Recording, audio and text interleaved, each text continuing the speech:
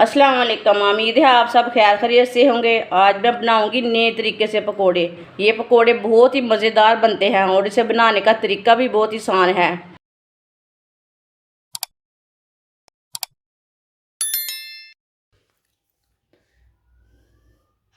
एक प्याली बरीक कटी हुई पत्ता गोभी डाल लेंगे।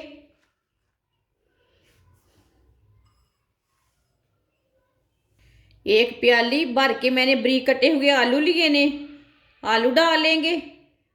ये मैंने छोटे छोटे पीसों में काटे हैं।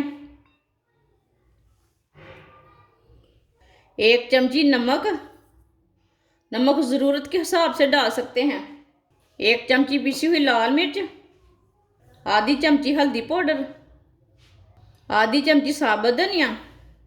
आप इसमें सब्ज़ मिर्च भी काट के डाल सकते हैं, मैंने नहीं डाली, इसलिए मैं छोटे बच्चों के लिए बना रही हूँ, इसलिए मैंने सब्ज़ मिर्च नहीं डाली। एक प्याली बेसन डाल लेंगे।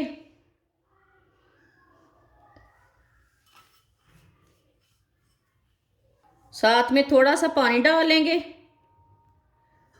अच्छी तरह मिक्स कर लेंगे। इसमें ज़्यादा पानी नहीं डालना, नहीं तो नरम पड़ जाएगा। आप दे सकते हैं। इसे मैंने अच्छी तरह मिक्स कर लिया है, आप दे सकते हैं। इसे मैंने इतना ही नरम रखा है। ऑयल को मैंने अच्छी तरह गर्म कर लिया है। अब इसमें ये थोड़ा थोड़ा पेस्ट लेंगे।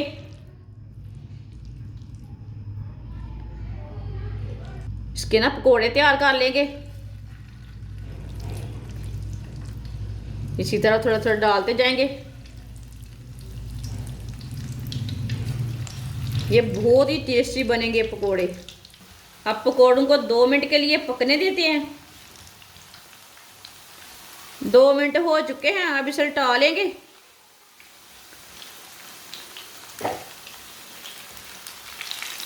ये पकोड़े बहुत ही मज़े के हैं।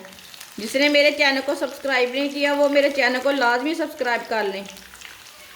मैं बहुत ही कम चीज़ों से रेसिपी बनाती हूँ और बहुत ही मज़े की भी होती हैं।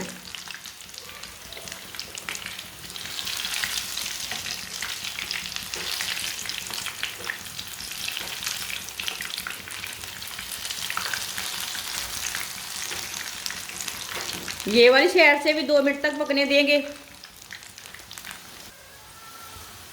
आप दे सकते हैं। दोनों साइडों से पकोड़े हमारे ब्राउन हो चुके हैं, ये अच्छी तरह पक चुके हैं। आप दे सकते हैं, दोनों साइडों से पक चुके हैं। चूल्हे को बंद कर देते हैं। पकोड़ों को बाहर निकाल लेंगे, छन्नी में डाल लेते हैं, एक्स्ट्रा ऑयल है निकल जाता।